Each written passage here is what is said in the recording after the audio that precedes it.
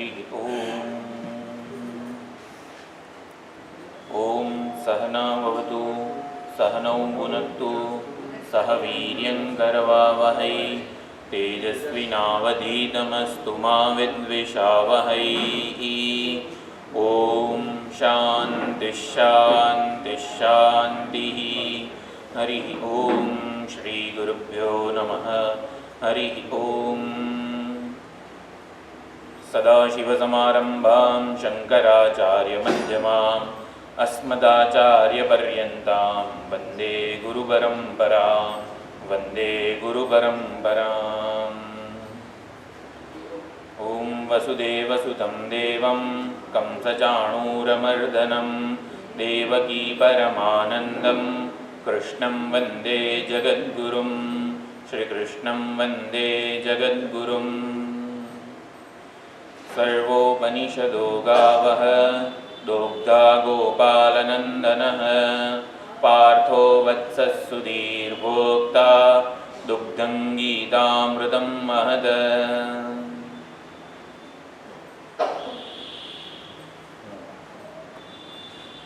ભગવદ્ ગીતાનો 7મો અધ્યાય જ્ઞાન વિજ્ઞાન યોગ 1 થી 6 અધ્યાયમાં ભગવાનના ઉપદેશની પદ્ધતિ છે, એમાં જીવના પુરુષાર્થ ઉપર વધારે એમણે ભાર મૂકેલો છે. પરમાત્માની પ્રાપ્તિરૂપી ધ્યેય હોય તો એને પ્રાપ્ત કરવા માટે આપણે શું કરવાનું છે, એટલે પરમાત્માની પ્રાપ્તિનો ઉપાય કર્મયોગ, વિષાદયોગ, જ્ઞાનયોગ વગેરે બધા યોગનું એમણે નિરૂપણ કર્યું, ધ્યાન યોગ વગેરે. એ જીવનો પુરુષાર્થ જેમાં પ્રધાન છે એ પ્રમાણે ઉપદેશ આપ્યો. એટલે આપણને કોઈ કહે કે ફલાણી જગ્યાએ ખજાનો છે, બહુ મોટો ખજાનો છે, એવું કહે કે એટલે આપણને ખજાનામાં રસ હોય એટલે આપણે ખજાના તરફ દોડી જઈએ. પછી એ જગ્યાએ પહોંચી જઈએ, પછી આમ ઊભા રહીએ તો કંઈ થાય નહીં, ખજાનો મળે નહીં, કંઈક મહેનત કરવી પડે, ખોદવું પડે, જે સાધનો લઈને જવું હોય એ જવું પડે, બધું કરવું પડે. તો જે કરવું પડે એ ઉપદેશ 1 થી 6 અધ્યાયમાં ભગવાને આપ્યો. પરમાત્માની પ્રાપ્તિ, મોક્ષ, સુખ, સ્થિતપ્રજ્ઞતા, જીવનની પરિપૂર્ણતા, કૃતાર્થતા એ બધું ભગવાને બીજા અધ્યાયમાં બ્રાહ્મી સ્થિતિ વગેરે બધું કીધું અને એની પ્રાપ્તિના ઉપાયોનું પણ નિરૂપણ કર્યું. બધાને એકદમ આમ ઉત્સાહ આવે, એકદમ ખંડ તત્પરતાપૂર્વક એ સાધનામાં, એ પુરુષાર્થમાં આપણે લાગી જઈએ. પણ જેમ જેમ પુરુષાર્થ આપણે કરીએ તેમ તેમ ખબર પડે કે મારા એકલા પુરુષાર્થથી આ ખજાનો મને મળી જાય એવું લાગતું નથી. એટલે પરમાત્માની પ્રાપ્તિ મારા પુરુષાર્થ, મારા કર્મો, ઉપાસનાઓ, સાધનાથી મને થાય એવું લાગતું નથી. એ પરમાત્માની પ્રાપ્તિ આપણા કર્મો કે ઉપાસનાઓ કે સાધનાનું ફળ નથી. આપણે કંઈક કરીશું અને પરમાત્માની પ્રાપ્તિ થશે એવું નથી. તો પછી ભગવાને કંઈક બીજો રસ્તો પણ કહેવો પડે કે આપણા કર્મોનું ફળ નથી પરમાત્માની પ્રાપ્તિ, તો પછી થશે કેવી રીતે? પરમાત્મા જ જોઈએ છે, પરમાત્માનું જ્ઞાન જ જોઈએ છે, એવો સમ્યક નિશ્ચય એને વ્યવસાયાત્મિકા બુદ્ધિ કીધી. દરેક ભક્તને, સાધકને આવી વ્યવસાયાત્મિકા બુદ્ધિ જન્મે તો છે કે હવે મને મોક્ષ સુખ જોઈએ છે, નિત્ય સુખ જોઈએ છે, નિરતિશય સુખ જોઈએ છે, એના સિવાય બીજું કંઈ જોઈતું નથી. સંસાર પ્રત્યે વૈરાગ્ય છે, પરમાત્મા માટે અત્યંત પ્રેમ, તીવ્ર અનુરાગ છે, પરંતુ પરમાત્માની પ્રાપ્તિ કંઈક કરવાથી થઈ જાય એવું નથી. તો હવે શું કરવાનું? હવે શું કરવાનું? એટલે કરવાનું હજી પણ કંઈક મનમાં બાકી રહી જાય છે. તો હવે શું કરવું પરમાત્માની પ્રાપ્તિ માટે? એટલે ભગવાન હવે 7 થી 12 અધ્યાયમાં શું કરવાનું એવો ઉપદેશ આપતા જ નથી. હવે શું જાણવાનું છે? એટલે મુમુક્ષુ કે સાધક, જિજ્ઞાસુનો અભિગમ શું હોવો જોઈએ? પરમાત્મા પ્રાપ્તવ્ય નથી. જ્યાં સુધી પરમાત્માને મારે પ્રાપ્ત કરવાના છે ત્યાં સુધી એ શ્રદ્ધેય, શ્રદ્ધાનો જ વિષય બની રહે છે. પરંતુ જ્યારે આવી રીતે એક નવી જે દ્રષ્ટિકોણ પ્રાપ્ત થાય કે મારા કંઈક કરવાથી પરમાત્માની પ્રાપ્તિ થવાની નથી, હવે પરમાત્માનું જ્ઞાન કે પરમાત્માને જાણવા પડશે, એને ક્વોન્ટમ જમ્પ કહેવામાં આવે છે વેદાંતની ભાષામાં. મંડુક પ્લુતિ આ એક શબ્દ પણ જે પરંપરાના આચાર્યો છે બધા એ વાપરે છે કે પરમાત્મા પ્રાપ્તવ્યમાંથી વિજ્ઞેય કે વિજિજ્ઞાસિતવ્ય બને. વિજિજ્ઞાસિતવ્ય એટલે વિવિદિશાનો વિષય બને. વિવિદિશા એટલે જાણવાની ઈચ્છા. મારે પરમાત્માને જાણવા પડશે. કંઈક કરવાથી જો પરમાત્મા પ્રાપ્ત થવાના ન હોય તો એનો અર્થ એક જ થયો કે પરમાત્મા કોઈક રીતે મને પ્રાપ્ત જ છે પરંતુ હું જાણતો નથી. એટલે કંઈક કરવાથી, મારી સાધનાથી, મારા પુરુષાર્થથી મેં બહુ જ પ્રયત્ન કર્યો, અનાદિકાળથી પ્રયત્ન કરતો આવ્યો છું પરમાત્માની પ્રાપ્તિનો, પણ કંઈક કરવાથી જો મળે એવા નથી. એનો મતલબ એ કે મારાથી દૂર ના હોવા જોઈએ, મારાથી અન્યત્ર ના હોવા જોઈએ, અન્ય રૂપે ન હોવા જોઈએ.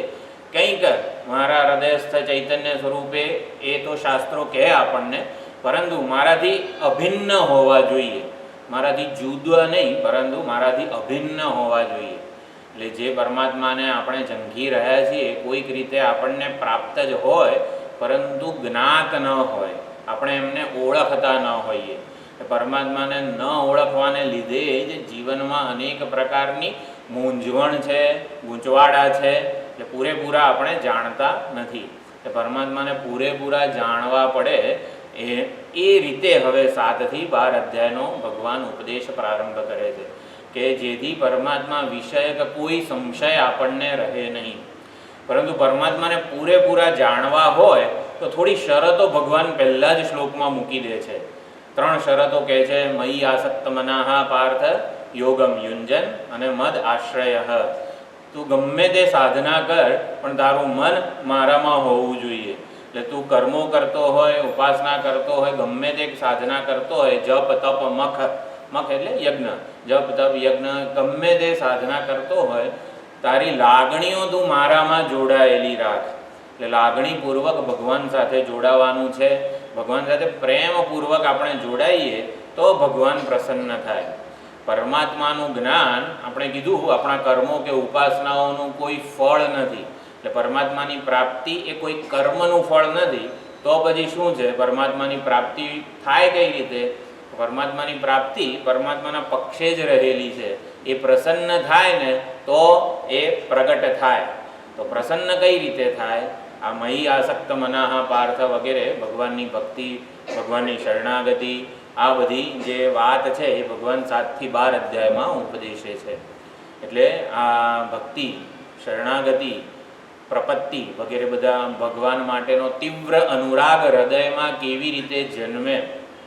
જાણે અજાણે આપણે પરમાત્મા માટે જ તીવ્ર અનુરાગ છે. સૌથી વધુ વહાલો આપણને પરમાત્મા જ છે, પણ આપણે ઓળખતા નથી કે મારો સૌથી વધારે પ્રેમ પરમાત્મા માટે જ છે.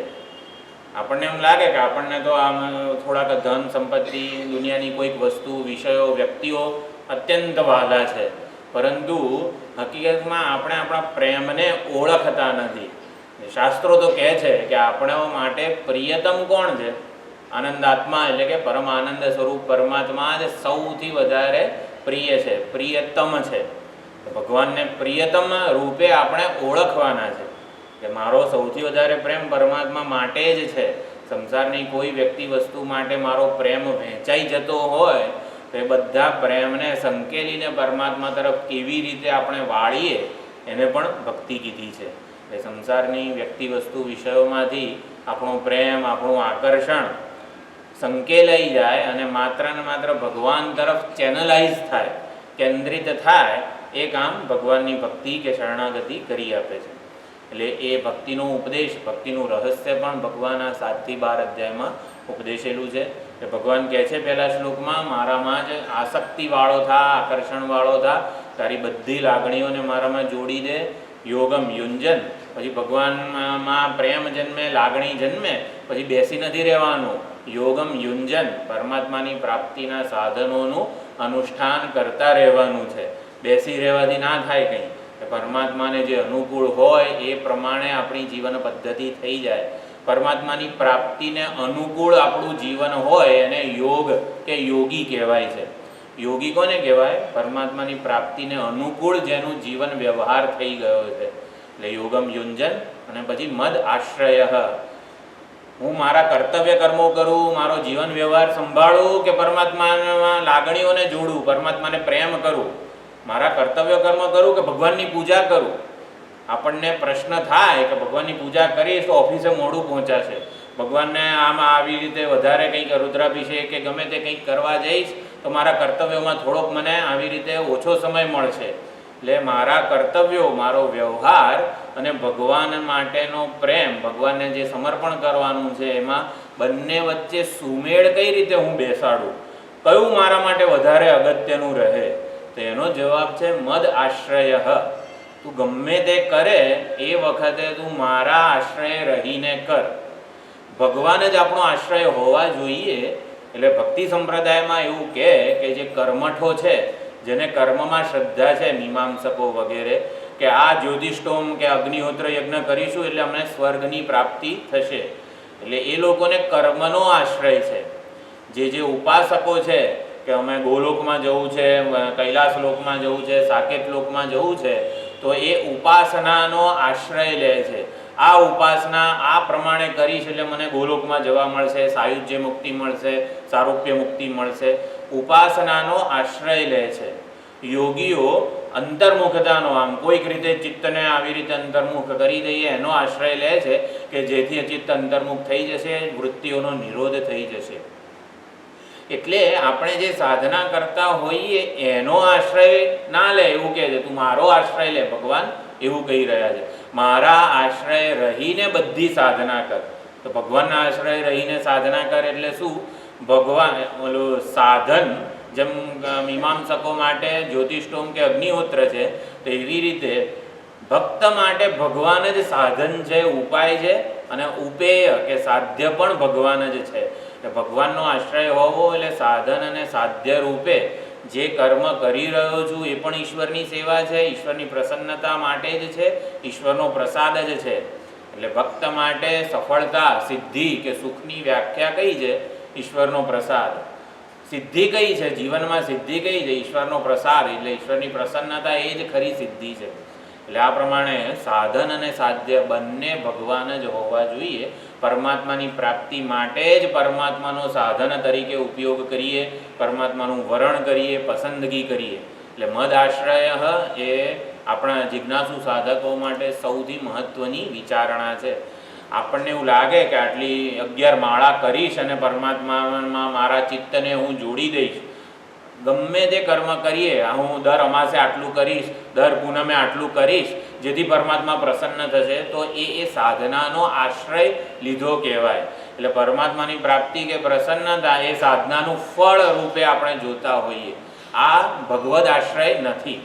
ભગવદ આશ્રય એટલે જે કંઈ પણ કરતા હોઈએ એ ભગવાનની સેવા છે. એટલે એના દ્વારા બીજું કંઈ માગવાનું નથી. એ જ સાધન છે, એ જ સાધ્ય છે. એટલે આપણા ફળને કે ઈશ્વરના પ્રસાદને આપણે ભવિષ્યમાં મૂકીએ એવું નથી. જે છે એ જ ઈશ્વરનો પ્રસાદ છે.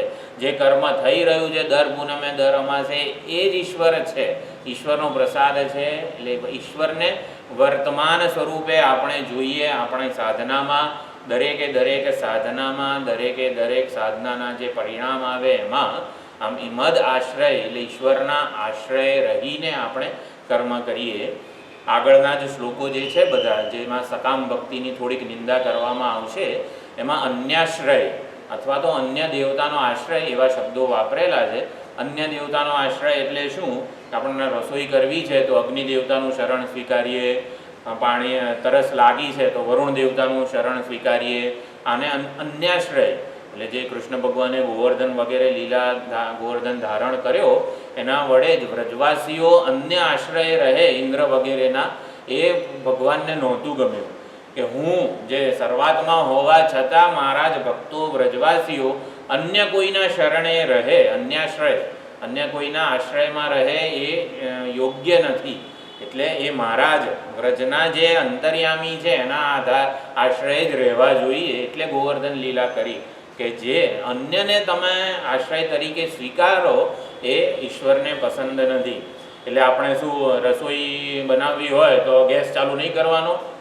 રાંધવા માટે આપણને અગ્નિ દેવતાના અનુગ્રહની જરૂર છે જ. તરસ લાગી હોય, વરુણદેવ વરસાદની બધાની જરૂર છે જ. પરંતુ અગ્નિ રસોઈ રાંધે છે. ઓલા ઇન્દ્ર વરસાદ વગેરે મોકલે છે એને અન્યાશ્રય કીધો છે.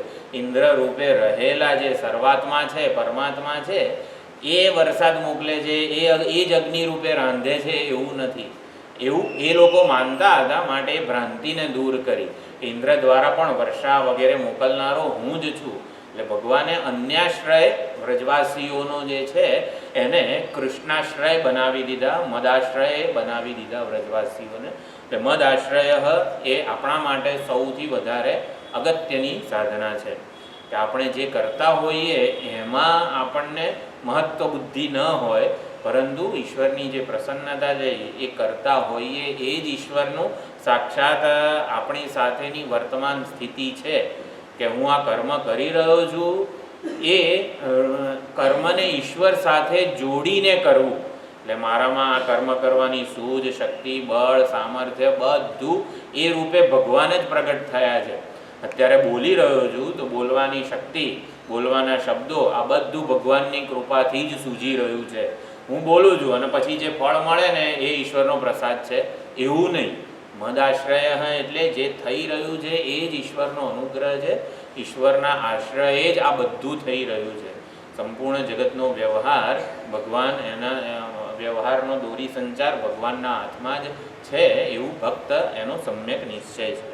એટલે મદાશ્રય 3 શરત પૂરી થશે તો પછી તું સમગ્રતયા મને જાણી લઈશ એવું ભગવાને પ્રતિજ્ઞા કરી. તો સમગ્રતયા કઈ રીતે જાણી શકાય કે જ્ઞાન અને વિજ્ઞાન બંને જરૂરી છે. એટલે ભગવદ સ્વરૂપનું જ્ઞાન હોવું જોઈએ. શાસ્ત્રો ભગવાનનું કેવી રીતે નિરૂપણ કરે છે કે શાસ્ત્રો બ્રહ્મા વિષ્ણુ મહેશ ભગવાનના સગુણ સાકાર રૂપને કેવી રીતે સમજાવે છે એ પણ જાણવું જરૂરી છે. અને વિજ્ઞાન એટલે સ્વાનુભવ સંયુક્તમ જ્ઞાનમ. શંકરાચાર્યજીએ ભાષ્યમાં વિજ્ઞાનનો અર્થ સ્વાનુભવ સંયુક્તમ એવું કીધું છે. એટલે કે જે પરમાત્માને આપણે નિત્ય જાણી રહ્યા છીએ, અનુભવી રહ્યા છીએ, હું રૂપે હૃદયસ્થ ચૈતન્ય સ્વરૂપે આપણે પરમાત્માનો સતત સાક્ષાત્કાર થઈ જ રહ્યો છે, આપણે ઓળખતા નથી. તો શાસ્ત્રની મદદથી જે અનુભવમાં જ છે એને સાચી રીતે ઓળખવાના છે. એટલે આપણે તો એવું માનીએ છીએ કે આ સંપૂર્ણ જગત જે છે, અપરા અને અપરા પ્રકૃતિ વગેરે પણ જે કીધું, સંપૂર્ણ જગત એ ભગવાનની અપરા પ્રકૃતિ છે. તો અપરા પ્રકૃતિ રૂપે ભગવાન જ જણાઈ રહ્યા છે આપણને. એટલે ભગવાન જણાઈ રહ્યા છે, ભગવાનના દર્શન થઈ રહ્યા છે, અનુભવાઈ રહ્યા છે. એટલે શું? પરમાત્મા જ અપરા પ્રકૃતિનો વેશ લઈને, અપરા પ્રકૃતિના વસ્ત્રો ધારણ કરીને આપણી સમક્ષ ઉપસ્થિત થઈ રહ્યા છે. તો ભગવાનની પરા પ્રકૃતિ ક્યાં છે? જ્યાં જ્યાં અપરા પ્રકૃતિ છે ત્યાં ત્યાં પરા રહેલી જ છે. જ્યાં જ્યાં અપરા છે ત્યાં પરા રહેલી જ છે. તો જણાતી કેમ નથી, અનુભવાતી કેમ નથી પરા પ્રકૃતિ? પરા પ્રકૃતિ એટલે ભગવાનનું ઉત્કૃષ્ટ સ્વરૂપ, અને અપરા એટલે ઉતરતું સ્વરૂપ. તો ઉતરતું કેમ કીધું? કારણ કે જડ છે, બધા કાયદાઓ વગેરે રૂપે છે, એટલે જડ છે. પોતે જાતે કંઈ નક્કી ન કરી શકે, જાતે એની કોઈ ક્રિયાશક્તિ, જ્ઞાન શક્તિ નથી. એટલે ભગવાનનું જગત રૂપ છે. જગત રૂપે પરમાત્માનો અવતાર જ થયો છે. તો એ અવતાર થયો છે એ અપરા પ્રકૃતિ. તો જ્યાં અપરા છે ત્યાં પરા રૂપે ભગવાન રહેલા જ છે. એ અપરામાં કાયદાઓના ઘડનાર રૂપે, નિયંત્રણ કરનાર રૂપે, અંતર્યામી રૂપે પરમાત્મા રહેલા છે. એટલે પરમાત્માની પરા પ્રકૃતિ ક્યાં છે? તો અપરાને જે જાણી રહ્યો છે, ઉજાળી રહ્યો છે, એવો હૃદયસ્થ ચૈતન્ય સ્વરૂપે પરમાત્માની પરા પ્રકૃતિ છે. એટલે પરા પ્રકૃતિ રૂપે પરમાત્મા ક્યાં છે? તો સર્વ જીવોના હૃદયમાં પ્રતિબિંબિત થઈ રહ્યા છે ચિદાભાસ રૂપે. આપણે હકીકતમાં ભગવાનની પરા પ્રકૃતિને ઓળખવાની છે. શંકરાચાર્યજીનું ભાષ્ય આપણે એકવાર શ્લોકો 4 અને 5 એ બોલી લઈએ, એટલે આગળ વિષયમાં ખબર પડે. તો ભગવદ્ ગીતાનો 7મા અધ્યાયનો 4 અને 5મો શ્લોક. ઓમ શ્રી પરમાત્મને નમઃ. અથ સપ્તમોऽધ્યાયઃ. શ્રી ભગવાનુવાચ. ભૂમિરાપો નલો વાયુઃ મનો બુદ્ધિરેવ ચ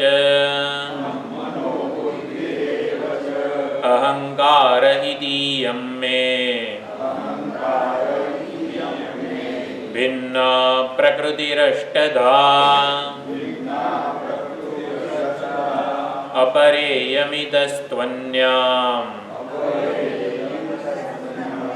પ્રકૃતિમ વિદ્ધિ મે પરામ જીવભૂતાં મહાબાહો યયેદંધાર્યતે જગત.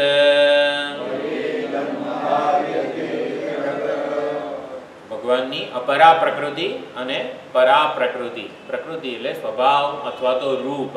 ભગવાન અપરા રૂપે સંપૂર્ણ જગતમાં વ્યાપ્ત છે. જગત રૂપી જે રંગકામ કે ભાત છે એનો દોરો, એક જ દોરો ભગવાન પોતે છે. જગત રૂપી સુંદર ભાત એક સુંદર ચિત્ર છે, તો એ સુંદર ચિત્રના રંગ અથવા તો જે દોરો, ભરતકામનો જે દોરો છે એ ભગવાન પોતે છે. તો ભગવાન પરા અને અપરા રૂપે સંપૂર્ણ જગતમાં વ્યાપ્ત છે. એટલે અપરા રૂપે સંપૂર્ણ જગતને વ્યાપી ગયા છે. એટલે ભગવાનનો અવતાર છે અપરા પ્રકૃતિ. એટલે ભગવાન એ રૂપે પ્રગટ થઈ રહ્યા છે, અનુભવનો વિષય બની રહ્યા છે, જણાઈ રહ્યા છે. તો ભગવાનની પરા પ્રકૃતિ ક્યાં છે? ઉત્કૃષ્ટ સ્વરૂપ, જેને જાણવાનું છે તો એ ક્યાં છે? તો એ જણાય એવું નથી, એ અનુભવાય એવું નથી, એ કોઈ રીતે પકડમાં આવે એવું નથી. કેમ? કારણ કે એ પકડનારો છે, જાણનારો છે, અનુભવનારો છે. આપણા હૃદયમાં જે ચૈતન્ય સ્વરૂપ છે હું, જેને આપણે બોલનારો, ચાલનારો, અનુભવ કરનારો માનીએ છીએ, એ ભગવાનની પરા પ્રકૃતિ છે. તો ભગવાનની પરા પ્રકૃતિ એટલે ઉત્કૃષ્ટ સ્વરૂપ. તો ભગવાનનું ઉત્કૃષ્ટ સ્વરૂપ પરા પ્રકૃતિ કીધી. આપણા હૃદયમાં જે જાણનારો, બોલનારો, કર્મ કરનારો, ફળ ભોગવનારો, એ તો સુખી દુઃખી થાય છે. એ તો પોતાને કરતા ભોગતા માને છે, અનેક અપમાનની ગવાયાની લાગણીથી યુક્ત છે. એ તો સંસારી છે, અનેક રાગદ્વેષ ગમા અણગમા વાળો છે. તો આવી ભગવાનની પરા પ્રકૃતિ હોય? એટલે ભગવાનની પરા પ્રકૃતિ એટલે ભગવાનનું ઉત્કૃષ્ટ સ્વરૂપ. તો ભગવાનનું ઉત્કૃષ્ટ સ્વરૂપ આવું હોય, અનેક દોષો વાળું, રાગદ્વેષ વાળું, કર્તૃત્વ ભોક્તૃત્વ વાળું, સંસારી એવું રૂપ હોય ભગવાનની પરા પ્રકૃતિનું. તો કે ભગવાનની પરા પ્રકૃતિને આપણે વિજ્ઞાન શાસ્ત્રની અનુભવમાં છે, પરંતુ સાચા રૂપે ઓળખતા નથી. હકીકતમાં પરા પ્રકૃતિ રૂપે ભગવાન ઉપલબ્ધ થઈ રહ્યા છે. સર્વ જીવોના હૃદયમાં, અંતઃકરણમાં ભગવાન ઉપલબ્ધ થઈ રહ્યા છે. એટલે ઉપલબ્ધ થઈને હકીકતમાં તો એ સુખ દુઃખ, કર્તૃત્વ ભોક્તૃત્વ બધાને ઉજાળી રહ્યા છે. હૃદયમાં ચૈતન્ય સ્વરૂપે બધાને ઉજાળી રહ્યા છે. સુખ દુઃખના અનુભવને ઉજાળનારો છે. સુખ દુઃખના અનુભવને ઉજાળનારો છે. જે ઉજાળનારો હોય એ સુખી દુઃખી ના હોય. એટલે સુખ અને દુઃખ વૃત્તિને એ ઉજાળનારા છે. ગમા અણગમા, રાગદ્વેષ જે કંઈ પણ હૃદયમાં જન્મે છે વૃત્તિઓ, એને ઉજાળનારી પરા પ્રકૃતિ છે. પરા પ્રકૃતિ એટલે ઉત્કૃષ્ટ સ્વરૂપ. હકીકતમાં પરાને આપણે નથી જાણતા, પરા પ્રકૃતિને આપણે એના સાચા સ્વરૂપે નથી જાણતા. એને જ જીવનો જન્મ કીધો છે. જીવનો જન્મ કોને કીધો છે? એ જીવ જન્મ્યો, એ કર્મ કરે અને એ પ્રમાણે ફળ ભોગવે, અનેક પ્રકારની એની લોકમાં ગતિ થાય, સ્વર્ગમાં નરકમાં, બધું આ બધો વ્યવહાર કર્મફળનો જે છે એ જીવ કરે છે એવું કહેવાય. તો જીવ કોને કીધો છે? પરમાત્માની પરા પ્રકૃતિને આપણે ન ઓળખીએ એ જ જીવનો જન્મ છે. પરા પ્રકૃતિ રૂપે ભગવાન આ નિર્ગુણ નિરાકાર સ્વરૂપે ઉપલબ્ધ છે, એક રૂપે ઉપલબ્ધ છે. પરંતુ આપણને તો આ જે જીવ કેવા જણાય છે? અનેક જણાય છે.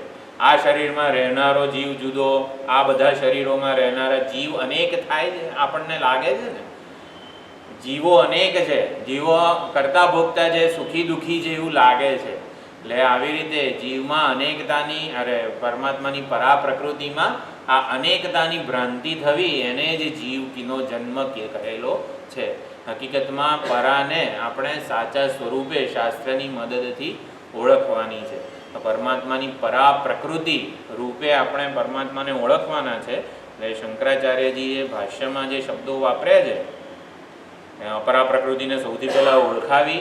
પંચમહાભૂત અથવા તો પંચ તન્માત્રા જે છે એ અપરા પ્રકૃતિ છે, અને એનું કારણ એવું અહંકાર તત્વ, અહંકારનું કારણ એવું મહત તત્વ, અને મહત તત્વનું કારણ એવું અવ્યક્ત, અજ્ઞાન સંયુક્તમ અવ્યક્તમ એવા શબ્દો વાપરેલા છે. એટલે 8 પ્રકારે ભગવાનની અપરા પ્રકૃતિ છે. એટલે કે કોઈ પણ બીજ હોય, બીજમાંથી છોડ થાય, અને છોડ પછી ધીમે ધીમે સંપૂર્ણ વૃક્ષ રૂપે આપણને ઉપલબ્ધ થાય. તો આ 3 સ્ટેજમાં ભગવાન આખો પોતાનો અવતાર સમજાવે છે.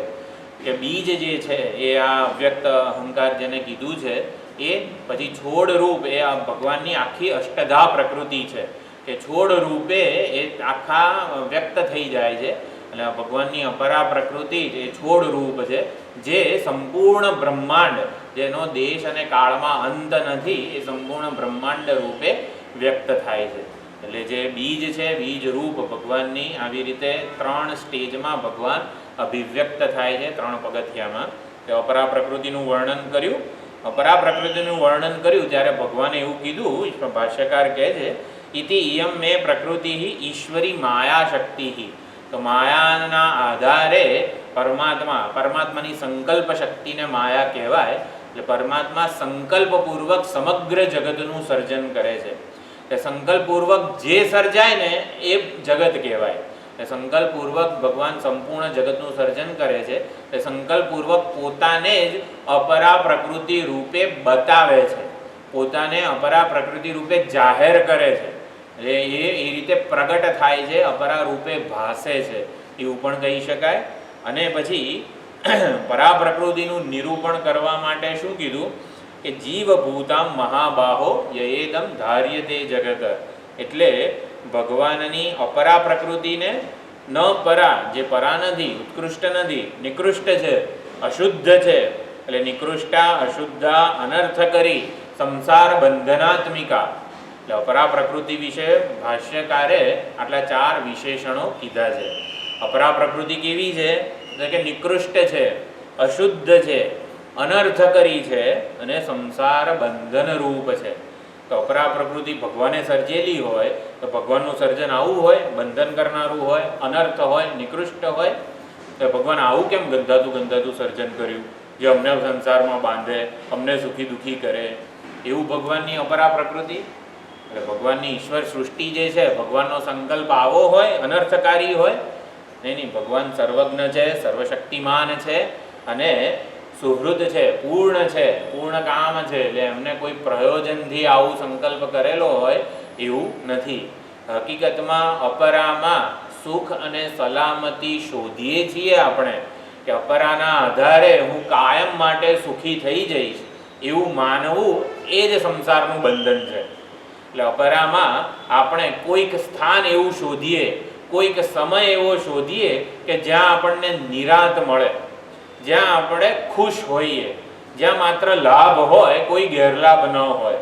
એટલે અપરા પ્રકૃતિમાં આપણી જે આવી અપેક્ષા કે આશા છે કે ત્યાં જઈને એક સમયે હું સુખી થઈ જઈશ, એ આપણી અપેક્ષા બંધન કરનારી છે. હકીકતમાં પરમાત્માનું સર્જન બંધન કરનારું નથી. એને પ્રત્યેની આપણી જે દ્રષ્ટિ છે એ મારા સુખનો આધાર બને, એ હોય તો હું સુખી થઈ જઈશ, એવી જે આશા છે એ બંધન કરનારી છે. અને એટલે અપરા માટે આપણને અપરામાં સુખ અને સલામતી શોધવાની નથી, અપરાનો ઉપયોગ કરીને આગળ વધવાનો છે. એટલે જગતનો સદુપયોગ કરીને આપણે પરાને જાણવાની છે, ઓળખવાની છે. તો પરા પ્રકૃતિ વિશે ભગવાન શું કહે છે? જીવભૂતામ મહાબાહો યયેદમ ધાર્યતે જગત. સંપૂર્ણ જગતને ધારણ કરનારી છે. અને ભાષ્યકારે કીધું ક્ષેત્રજ્ઞ લક્ષણામ પ્રાણ ધારણ ભૂતામ. પ્રાણને ધારણ કરનારી જે છે, પ્રાણ ધારણ નિમિત્ત ભૂતામ, એવો શંકરાચાર્યજીએ ભાષ્યમાં અર્થ કરેલો છે. એટલે પ્રાણ ધારણ કરવામાં જે નિમિત્ત ભૂત છે, આપણા નવદ્વારે પૂરે દેહી એવું કીધું છે. 9 દ્વાર છે આ શરીરના, 2 આંખ, કાન, નાક વગેરે બધા. તો આ શરીરમાં આટલા 9 દ્વાર છે, 9 ખુલ્લા દ્વાર છે, કાણા વગેરે છે, તો એમાંથી પ્રાણ નીકળી કેમ નથી જતા? હકીકતમાં ફુગ્ગો હોય, ફુગ્ગામાં એક સોય વડે આવી રીતે સહેજ કાણું પાડીએ તો હવા કેવી નીકળી જાય છે?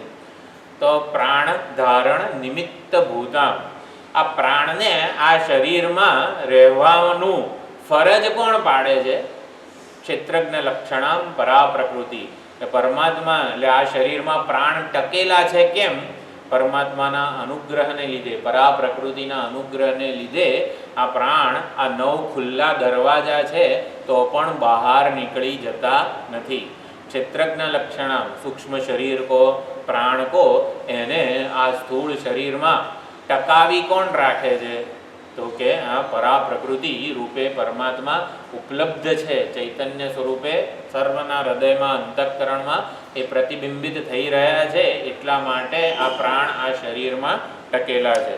એટલે પરમાત્માની પરા પ્રકૃતિ રૂપે આપણે આ જીવનો સંપૂર્ણ વ્યવહાર કરી રહ્યા છીએ. એટલે પરા પ્રકૃતિ ક્યાં છે? ઈશ્વરના સર્વજનમાં સર્વત્ર વ્યાપ્ત છે, બધા જીવોના અંતરમાં ઉપલબ્ધ છે. તો જળમાં પરા નથી, તો આપણે વિચાર કર્યો ગઈ વખતે, જળ વસ્તુઓ આ ખુરશી ટેબલ વગેરેમાં પણ પરા પ્રકૃતિ છે. એ કાયદાઓ રૂપે રહેલી છે, કાયદાના ઘડનાર રૂપે. ખુરશીને એવું કોણે કીધું કે એની ઉપર જે બેસેલા છે એને ધારણ કર? ખુરશી તો જડ છે, એને એવું જ્ઞાન ન હોય કે આ મારી ઉપર જે બેઠું છે એને મારે સારી રીતે ધારણ કરવાના છે. તો પરા પ્રકૃતિ રૂપે આ અપરામાં સંપૂર્ણ રીતે ભગવાન વ્યાપ્ત છે. એટલે ક્ષેત્રજ્ઞ લક્ષણામ પરા પ્રકૃતિ. તો પરા પ્રકૃતિ ક્યાં રહેલી છે એવું આપણે કહીએ? આ જાણનારો ક્યાં રહેલો છે?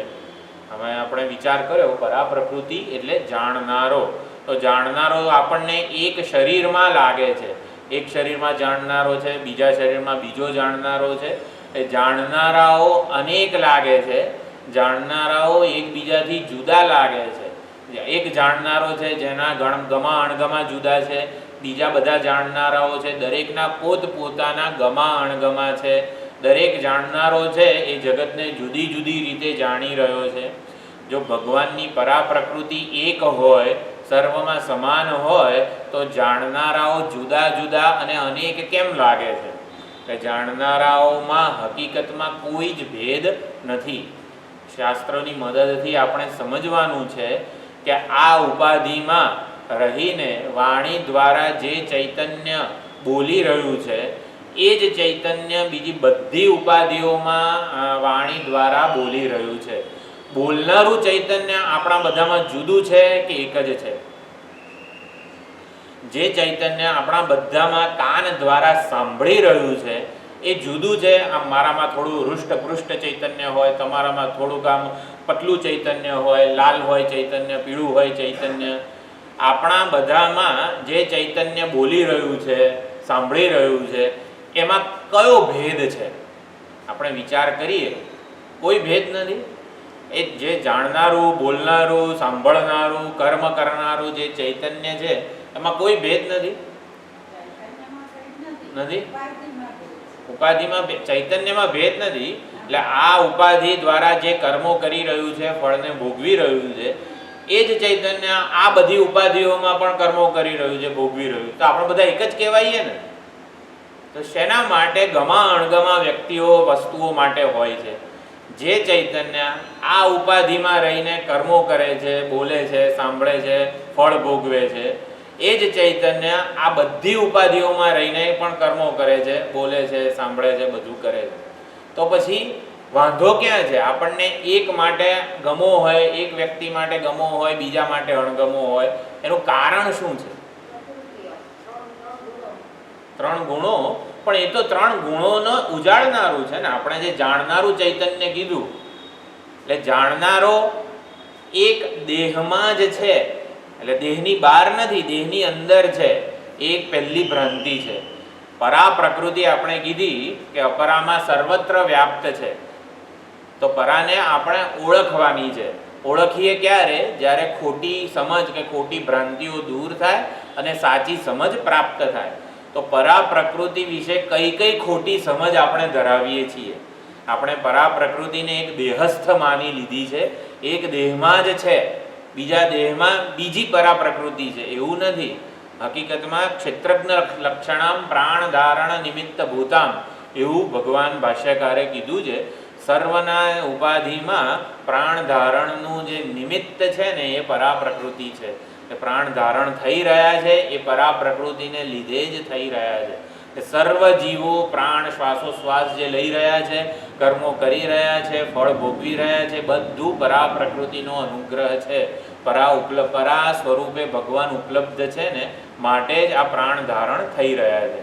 પરા વિશે બીજી કઈ કઈ ભ્રાંતિઓ છે? એટલે જાણનારાઓમાં આપણે આવા ભેદ, એક શરીરનો જાણનારો જુદો, બીજા શરીરમાં રહેલો જાણનારો જુદો, એટલે દરેક શરીરમાં રહેલો જાણનારો જુદો જુદો છે. આ એક ભ્રાંતિ છે. હકીકતમાં આ શરીરમાં રહેલો જે જાણનારો છે ને એ જ સર્વના જીવોમાં, સર્વ ઉપાધિઓમાં, સર્વ કાર્યકરણ સંઘાતમાં રહીને જાણનારો છે. એવું લાગે છે આપણને કોઈ દિવસ? હા, ઇલેક્ટ્રિસિટી છે દરેક ઉપકરણોમાં સમાન રીતે ઉપલબ્ધ છે. એ જ હીટરમાં હીટિંગ કરે અને એસીમાં કુલિંગ કરે, છતાં પણ વીજળીનો એક સમાન અનુગ્રહ બધે છે. આપણા બધામાં એક ચૈતન્ય રહેલું છે, જે બોલી રહ્યું છે, જે સાંભળી રહ્યું છે, જે કર્મો કરી રહ્યું છે. જો આવું સાંભળીએ ને, આવું સમજી લઈએ અને સ્વીકારી લઈએ, અહીંયા આગળ ભગવાન કહે છે ઇતિ ઉપધારય એતદ યોનિની ભૂતાની, એમાં કહે છે કે આ પ્રમાણે ઉપધારય તું ધારણ કર. એટલે ખાલી એમ સમજી લઈએ કે આજે આ શરીરમાં ચૈતન્ય છે, એ જ ચૈતન્ય સ્વરૂપ પરમાત્મા બધામાં ઉપલબ્ધ છે, આવું જાણી લેવાથી કામ પતી નથી જતું. ફરી પાછા એના એ જ ગમા અણગમા રાગદ્વેષ તો ટકેલા જ છે. એટલે વારંવાર અનુસંધાન કરવાનું છે. જે ચૈતન્ય આ ઉપાધિમાં રહીને કર્મો કરી રહ્યું છે, વ્યવહાર કરી રહ્યું છે, એ જ ચૈતન્ય સર્વ ઉપાધિમાં રહીને વ્યવહાર કરી રહ્યું છે. એટલે પરા પ્રકૃતિને આપણે ખોટી સમજ છોડીએ અને એને શાસ્ત્રની મદદથી સાચી સમજ એના વિશે પ્રાપ્ત કરીએ. એટલે પરા પ્રકૃતિ રૂપ જે જાણનારો છે એમાં કોઈ ભેદ નથી. જાણનારામાં કોઈ ભેદ નથી, કોઈ ખંડ નથી, કોઈ જુદાઈ નથી. આ શરીરમાં રહેલો જાણનારો, આ બધા શરીરોમાં રહેલો જાણનારો એક જ છે. જો જાણનારો એક જ હોય તો મને જે ગમવું જોઈએ એ જ તમને બધાને ગમવું જોઈએ ને. ફલાણા ભાઈને કારેલાનું શાક ગમતું હોય તો બધાને ગમવું જોઈએ ને કારેલાનું શાક. જો જાણનારો એક જ હોય તો એક જણને જે ગમે એ જ બધાને ગમવું જોઈએ ને. એક જણ ગીતા ભણી લે તો બધાને મોક્ષ મળી જવો જોઈએ. જો જાણનારો એક જ હોય, શું જાણનારો એક જ છે? સવારમાં રવિવારે તમે કહો છો જાણનારો એક જ હોય તો એક જણ જાણી લે, ગીતા ભણી લે આપણા બધા વતી, અને આપણો મોક્ષ થઈ જાય. એવું ના થાય? આપણે શું કીધું? જાણનારો બધામાં એક જ છે. નખલુ ગોપિકા નંદનો ભવાન અખિલ દેહીનામ અંતરાત્મ ધ્રુક. ગોપીઓ કહે છે ગોપી ગીતમાં કે ભગવાન તમે ખાલી એક યશોદાનંદન નથી, તમે તો સર્વ જીવોના અંતર્યામી છો, જાણનારા છો, પરા પ્રકૃતિ રૂપ છો, એવું કીધું ગોપી ગીતમાં. તો જાણનારો એક જ હોય તો એક જ ભણી લે ભગવદ્ ગીતા. એટલે આપણે બહુ આમ મહેનત ના કરવી પડે ભગવદ્ ગીતા ભણવાની, એવું નહીં. જાણનારામાં કોઈ એક જણ જાણે છે, એટલે કે ગમા અણગમા જે છે એ બધા ક્યાં રહેલા છે? કર્મોના સંસ્કારો જે છે, અમુક ગમા અણગમા આપણે જન્મ્યા ત્યારથી જ લઈને આવ્યા છીએ. એટલે શું? પ્રારબ્ધ પ્રમાણે એ કર્મના સંસ્કારોને લઈને આવ્યા છીએ. જાણનારો તો એ ગમા અણગમાને ઉજાળનારો છે. એ ઉજાળનારો છે, એના રંગે રંગાનારો નથી. જાણનારાને આપણે એના ગમા અણગમાથી સ્વતંત્ર વિવિક્ત રૂપે ઓળખવાનો છે. હકીકતમાં જાણનારામાં કોઈ ભેદ નથી, જાણનારામાં કોઈ સુખ દુઃખ નથી, જાણનારામાં કોઈ ગમા અણગમા નથી, જાણનારામાં કોઈ પરિવર્તન આવતું નથી. એક દેહને જાણનારો સુંદર ભગવાનના શ્રી વિગ્રહના દર્શન કરે અને બીજો જે જાણનારો છે કોઈક સંસારની એક્સિડન્ટ વગેરે કોઈક વસ્તુના દર્શન કરે, તો જાણનારામાં કોઈ પરિવર્તન આવતું નથી. એ તો અસંગતયા વસ્તુઓને અપરા પ્રકૃતિને ઉજાળનારો છે. એટલે જાણનારામાં કોઈ પરિવર્તન નથી. જાણનારાને આપણે દેહ સાથે જોડીને સમજ્યા છીએ. અને માટે જાણનારામાં અનેકતાની, ગમા અણગમાની, પરિવર્તનની બધી ભ્રાંતિઓ થઈ રહી છે. એટલે જાણનારામાં આ ભ્રાંતિઓ થવી એને જીવનો જન્મ કહેવામાં આવે છે. જાણનારાને સાચા સ્વરૂપે ન ઓળખવો એ જ જીવનો જન્મ છે. હા, દેહ સાથે જોડીને આપણે ચૈતન્યને ઓળખીએ છીએ. ચૈતન્ય કેવું છે તો કે ગમા અણગમા વાળું છે, કર્મો કરે છે, ફળ ભોગવે છે. તો કર્મો કરે છે, ફળ ભોગવે છે, એ તો ઉપાધિ કરે છે. ઉપાધિ સાથે આપણે સંબંધપૂર્વકનું જ જાણીએ છીએ, જાણનારાને ઓળખીએ છીએ. એ જ જીવનો જન્મ છે. હકીકતમાં જાણનારામાં કોઈ ભેદ નથી, કોઈ સુખ દુઃખ નથી, કોઈ પરિવર્તન નથી. એ તો અસંગતયા ઉજાળે છે બધાને. એ પરિવર્તન દેશ અને કાળમાં થાય. જાણનારો કોઈ દેશ કાળમાં સીમિત નથી. કોઈ પણ પરિવર્તન હંમેશા કોઈક દેશમાં થાય, કોઈક સમયે થાય. જાણનારો કયા દેશમાં છે, જ્યાં પણ પરિવર્તન થતું હોય ને જાણનારો એ દેશમાં ઉપલબ્ધ હોય જ ને. અને જે સમયે પરિવર્તન થતું હોય એ સમયે પણ એને ઉજાળનારો જાણનારો હોય. એ જાણનારો કોઈ દેશ કે કાળમાં સીમિત નથી. જાણનારો સર્વવ્યાપક છે, અનંત છે. એટલે જ પરા પ્રકૃતિને સર્વવ્યાપક કીધી, અનંત કીધી. જ્યાં જ્યાં અપરા છે એને ત્યાં ત્યાં જાણનારા રૂપે પરા પ્રકૃતિ ઉપલબ્ધ જ છે. એટલે પરમાત્માને સમગ્ર જગતમાં વ્યાપ્ત રૂપે ઓળખવા પડે. તો સમગ્ર જગતમાં વ્યાપ્ત હોય તો જગતના ગુણ દોષથી એ પરમાત્મા લેપાયમાન થઈ જાય ને. કે ના ના, પરમાત્માની પરા પ્રકૃતિ એ વસ્તુના ગુણ દોષથી લેપાયમાન થતી નથી. એ માત્ર ઉજાળે છે. એટલે પરિવર્તનને ઉજાળે છે. લાભ ગેરલાભ જે કંઈ પણ હોય બધાને ઉજાળે છે. એટલે આપણે જાણનારા છીએ, પરા પ્રકૃતિ છીએ. પરિવર્તનોને, લાભ હાનિને, સુખ દુઃખને, કર્મને, ફળને ઉજાળનારા છીએ. એ બધાને ધારણ કરનારા નથી, ઉજાળનારા છીએ. એટલે પ્રાણ ધારણ નિમિત્ત ભૂતામ, આ પ્રાણ આ શરીરમાં ટકેલા છે.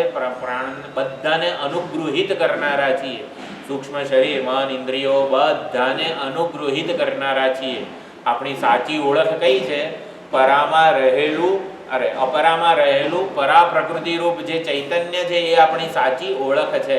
આપણને પોતાને જીવમાંથી આપણે આવી રીતે પરા પ્રકૃતિ ઉત્કૃષ્ટ સ્વરૂપે આપણને બધાને ઓળખવાના છે.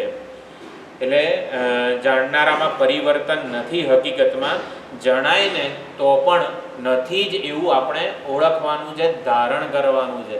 જાણનારામાં ખરેખર કોઈ પરિવર્તન આવતું નથી. કોઈ દેશ અને કાળમાં બદ્ધ હોય જાણનારો એવું પણ નથી. એટલે જાણનારાઓ અનેક જણાય છે, વિકારી જણાય છે, સુખી દુઃખી કરતા ભોગતા લાગે છે. એ બધી ભ્રાંતિઓ છે જાણનારા વિશેની. એને આપણે પરા પ્રકૃતિ રૂપે અધિષ્ઠાન સ્વરૂપે ઓળખવાનો છે. એટલે પરાને લીધે પ્રાણ ધારણ થાય છે એવું અહીંયા 5મા શ્લોકમાં કીધું. અપરા પ્રકૃતિ એટલે સંપૂર્ણ કોસ્મોસ, એટલે કે સંપૂર્ણ બ્રહ્માંડ, એને અપરા પ્રકૃતિ કીધું. અને એ બ્રહ્માંડમાં જે વ્યાપ્ત છે, બ્રહ્માંડને ધારણ કરી રહ્યું છે એવું જે ચૈતન્ય છે, ઉજાળી રહ્યું છે ચૈતન્ય, એ પરમાત્માની પરા પ્રકૃતિ છે. એમાં તાદાત્મ્ય કરનાર એટલે એને અનુગૃહિત કરનાર. જેમ કે સૂર્ય હોય અને આપણે બહાર ક્યાંક કાચનો ટુકડો રોડ ઉપર પડેલો હોય તો કાચના ટુકડામાં પણ સૂર્ય પ્રતિબિંબિત થાય, સૂર્ય ઉપલબ્ધ થાય. તો કાચના ટુકડામાં સૂર્યની પ્રતીતિ થવી એને પ્રતિબિંબનો જન્મ કહેવાય. અથવા તો એ જ રીતે જીવનો જન્મ આપણે કહીએ છીએ. જીવનો જન્મ થયો, જીવનું મૃત્યુ થયું એટલે શું? પ્રતિબિંબ રૂપે જે બિંબની ઉપલબ્ધિ થવી. એટલે આને જ જીવનો જન્મ કહેવાય છે. પ્રતિબિંબ રૂપે પરમાત્મા ઉપલબ્ધ થાય એને જીવનો જન્મ કહેવામાં આવે છે. હકીકતમાં એ જે જીવ રૂપે ઉપલબ્ધ થઈ રહ્યો છે એનું સાચું સ્વરૂપ કેવું છે? બિંબ જેવું છે. એટલે એ બિંબ સર્વથી અતીત જ છે. એ કાચના ટુકડા, કાચની જે આટલો ટુકડો હોય 5x5નો, તો કંઈ સૂર્ય એવો નથી થઈ જતો 5x5નો. એટલે સૂર્ય નાનો નથી થતો, સૂર્યમાં કોઈ તિરાડ કે વક્રતા નથી આવતી. એ રીતે જાણનારો ઉપલબ્ધ થઈ રહ્યો છે, પરંતુ જાણનારાને એના મૂળ સ્વરૂપે ઓળખવાનો છે, પરા પ્રકૃતિ રૂપે ઓળખવાનો છે. આપણા અંતઃકરણમાં પરા પ્રકૃતિ ઉપલબ્ધ થઈ રહી છે પરમાત્માની. તો એ પરા પ્રકૃતિ જે ઉપલબ્ધ થઈ રહી છે એને ઓળખવાની છે શાસ્ત્રની મદદથી. એ માત્ર આ જ અંતઃકરણમાં છે, બીજા કોઈ અંતઃકરણમાં બીજા છે એવું નથી. જાણનારો એક જ છે. પરા પ્રકૃતિ રૂપે પરમાત્મા આપણા સર્વના હૃદયમાં એક જ રહેલા છે, એટલે જુદા જુદા નથી. એટલે આપણે બધા એક જ છીએ, જુદા જુદા નથી. જુદા જુદા નથી, એક જ છીએ. એટલે એવું માનીએ કે મને ભૂખ લાગે તો બધાને ભૂખ લાગવી જોઈએ, એ બધું ભૂખ તરસને ઉજાળનારા છીએ આપણે. ભૂખ તરસ પ્રાણ વગેરે ઉપાધિના ધર્મો છે, એને ઉજાળનારા આપણે છીએ. ભૂખ્યો કે તરસ્યો બધામાં જુદો જુદો છે. ભૂખ અને તરસને, ભૂખ્યા અને તરસ્યાને ઉજાળનારો આપણા બધામાં એક જ છે. જે ભૂખ્યો છે, તરસ્યો છે, એ બધામાં જુદો જુદો છે. જે ભૂખ નામની જે વૃત્તિ છે, પ્રાણનો ધર્મ છે, એને પોતાનો માનનારો જે અહંકાર વગેરે છે, એ બધામાં જુદો છે. પરંતુ એ અહંકારની ભૂખ તરસ અને આવી રીતે ઉજાળનારો જે છે ને, એ એક જ છે આપણા બધામાં. એટલે મૂળ બિંબ ચૈતન્ય વગેરે કહેવાય અથવા તો પરા પ્રકૃતિ કહેવાય, એ એક જ છે આપણા બધામાં. એટલે પરા જે છે નિર્ગુણ સ્વરૂપ છે, નિરાકાર છે, કુટસ્થ. કુટસ્થ એટલે નિર્વિકાર સ્વરૂપ છે, એમાં કોઈ પરિવર્તન આવતું નથી. એટલે આપણું પોતાની સાચી ઓળખ આ પરા પ્રકૃતિ રૂપે આપણે પોતાને જાણવા જોઈએ, ઓળખવા જોઈએ. એટલે આ પ્રમાણે પરા અને અપરા પ્રકૃતિ છે. તો ભગવાન પરા અને અપરા પ્રકૃતિ રૂપ છે. આને જ અર્ધનારી નટેશ્વર એવું કહેવાય છે. અર્ધનારી નટેશ્વરનું રૂપ આ પરા અને અપરા પ્રકૃતિ, શિવ અને પાર્વતીજી એટલે ચૈતન્ય, અને ચૈતન્ય જેવી રીતે ઉપલબ્ધ થાય આ જગતમાં અપરા પ્રકૃતિ રૂપે. એટલે પરમાત્મા અને પરમાત્માના સંકલ્પ રૂપ આ જગત, આ અર્ધનારી નટેશ્વર વગેરેનું રૂપ છે. એટલે એ પ્રમાણે પણ સમજી શકાય છે. અને બીજું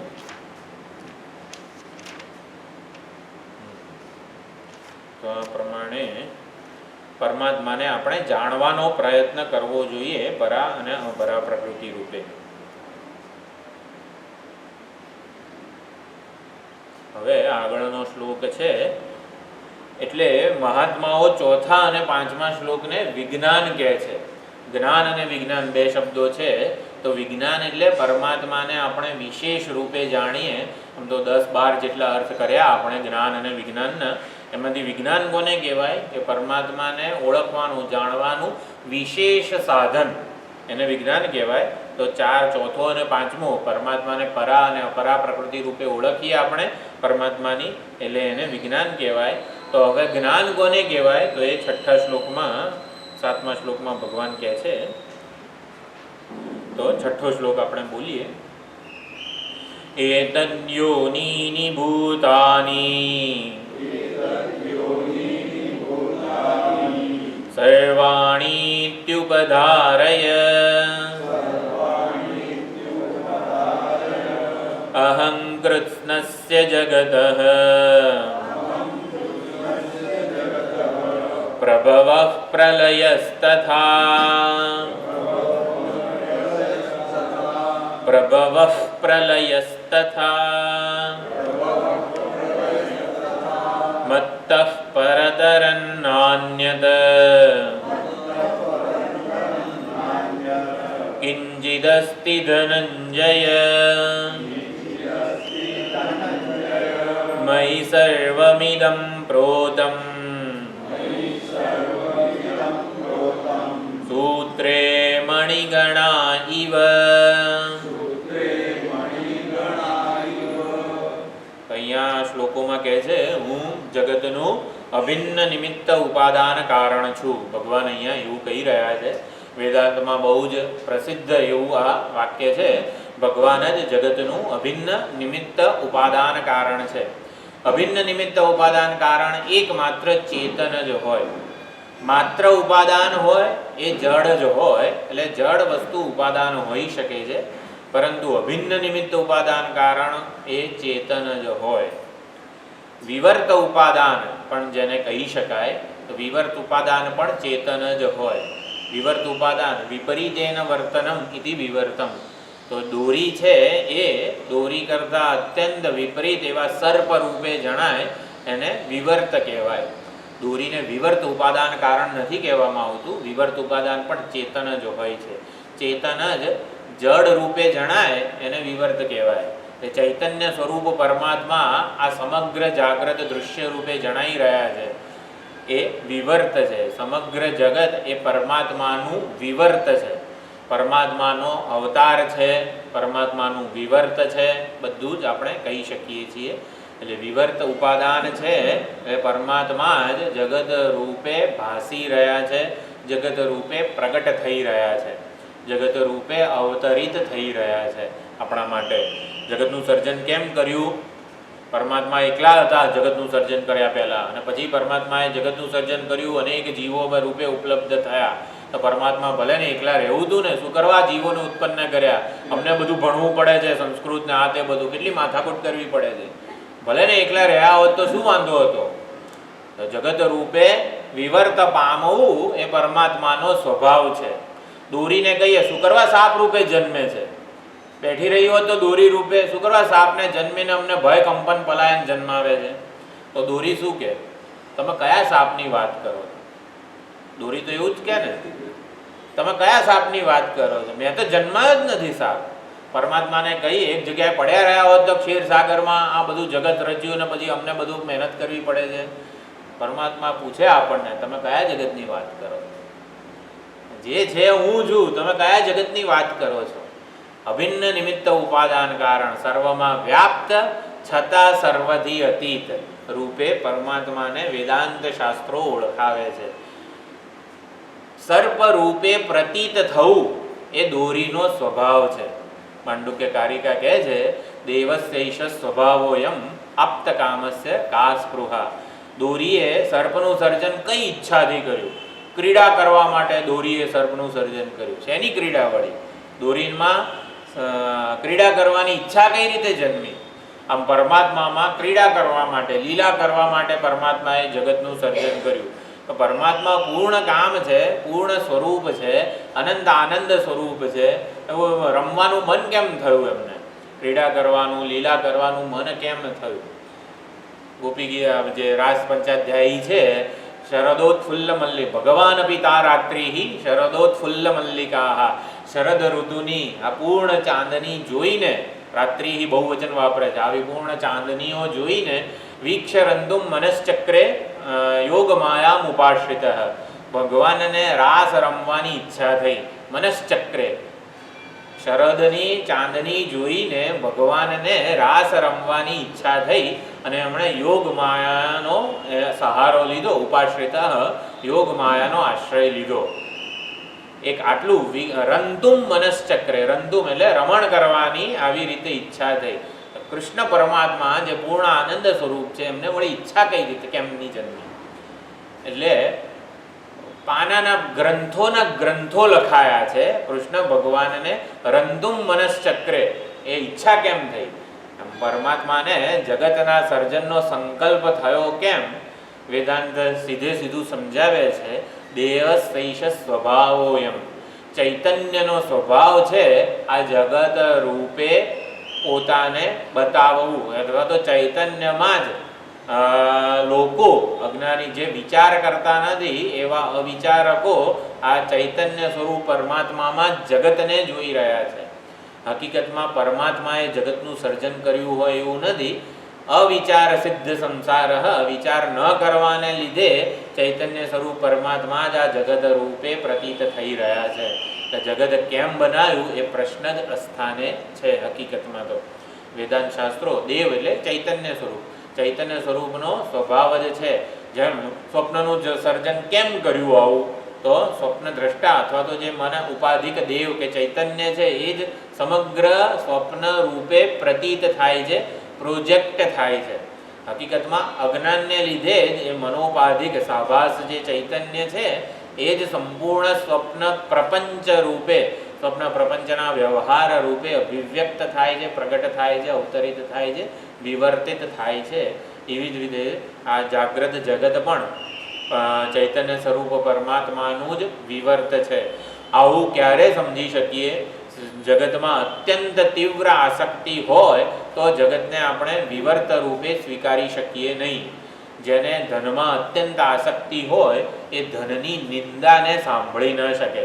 આ ધન તો અનર્થકારી છે અને ધન તો આવું થશે ને તેવું થશે, એ જેને ધનમાં અત્યંત આસક્તિ હોય એ ધનના મર્યાદાને, દોષને સાંભળવા જ ના માગે. એટલે આ જે રહસ્ય છે વેદાંતનું, આ જગત કેમ બનાવ્યું વગેરે, જગત રૂપે પરમાત્મા જ રહેલા છે, એ વિરક્તને જ સમજાય. અને એટલે જ 1 થી 6 અધ્યાયમાં આ વિરક્તનું વિષાદ યોગ વગેરેમાં વૈરાગ્યની પ્રધાનતા હતી. વૈરાગ્ય હોય તો જ જગત જે છે એ ઈશ્વરનું જ અવતાર છે, રૂપ છે, વિવર્ત છે એવું સમજાય. એટલે વૈરાગ્ય ઉપર મહાત્માઓ ખૂબ જ ભાર મૂકતા હોય છે. વિરક્ત માટે જ પરમાત્મા નું રૂપ એવું જગત પોતાનું સાચું સ્વરૂપ પ્રગટ કરી દે છે. એટલે જગત એ પરમાત્માનું જ રૂપ છે, પરંતુ એ વિરક્ત જ સાચી રીતે જાણી શકે છે. તો સંપૂર્ણ જગતનું ઉપાદાન, અભિન્ન નિમિત્ત ઉપાદાન કારણ આ ઈશ્વર જ છે, પરમાત્મા જ છે. એતદ યોનિની ભૂતાની, અહીંયા 6થા શ્લોકમાં ભગવાન કહી રહ્યા છે સંપૂર્ણ ભૂતો, સંપૂર્ણ ચરાચર જે કંઈ છે બધું જ એતદ યોનિની. એતદ યોનિની એટલે આ બે પરા અને અપરા પ્રકૃતિ જેની યોની છે એવા છે. એટલે સંપૂર્ણ ભૂત ભૌતિક પ્રપંચ જે કંઈ પણ છે બધું આ પરા અને અપરા પ્રકૃતિ રૂપી કારણવાળું છે. યોની એટલે કારણ. એતદ યોનિની ભૂતાની એટલે વાક્યનો કર્તા ભૂતાની છે. સંપૂર્ણ ભૂતો, સંપૂર્ણ ચરાચર જે કંઈ પણ છે, જીવો અને જગત બધું જ એતદ યોનિની છે. એતદ યોનિની એટલે પરા અને અપરા પ્રકૃતિ રૂપી યોની વાળું છે, પરા અને અપરા પ્રકૃતિ રૂપી કારણ વાળું છે. એટલે સંપૂર્ણ જગત, જીવ જગત બધું જ આ બંને પ્રકૃતિનું મિશ્રણ છે. એટલે પરા અને અપરા પ્રકૃતિનું મિશ્રણ છે, પુરુષ અને પ્રકૃતિનું મિશ્રણ છે એવું પણ કહી શકાય. સર્વાણી ભૂતાની એતદ યોનિની, સંપૂર્ણ ભૂતો પરા અને અપરા પ્રકૃતિ રૂપ જ છે. ઇતિ ઉપધારય, તો આ પ્રમાણે ઉપધારય જે છે એટલે જાનીહી એવું ભાષ્યકારે કીધું, એ પ્રમાણે તું ધારણ કર. અહીંયા ભગવાન અર્જુનને એવું કહી રહ્યા છે. ઇતિ ઉપધારય એટલે માત્ર જાણી લેવાથી કામ પતવાનું નથી, વારંવાર એવું અનુસંધાન કરવાનું છે. એટલે પરા અને અપરા પ્રકૃતિ 4થો અને 5મો શ્લોક છે એ રૂપે ભગવાનને જાણી લઈએ તો ફાયદો શું થશે? આપણને હંમેશા કંઈક સુંદર વિચાર ભાથું કે એવું કંઈક પ્રાપ્ત થાય, એક શ્લોકમાંથી કંઈક એક સુંદર વિચાર ભાથું પ્રાપ્ત થાય એવું આપણે ઈચ્છતા હોઈએ છીએ. તો 6થો શ્લોક એવું કહે છે કે પૂર્વેના જે 2 શ્લોક છે પરા અને અપરા પ્રકૃતિનું વર્ણન કર્યું, એનાથી ફાયદો શું થશે? તો એ જ્ઞાનને ધારણ કરવાથી ફાયદો થશે. માત્ર જાણી લેવાથી નહીં, પરંતુ ધારણ કરવું પડશે, એ પ્રમાણેનું દર્શન કરવું પડશે. સમગ્ર વિશ્વ રૂપે ભગવાનના જ દર્શન કરવા પડે એટલે કરવા જોઈએ, એ પ્રમાણે અનુસંધાન કરવું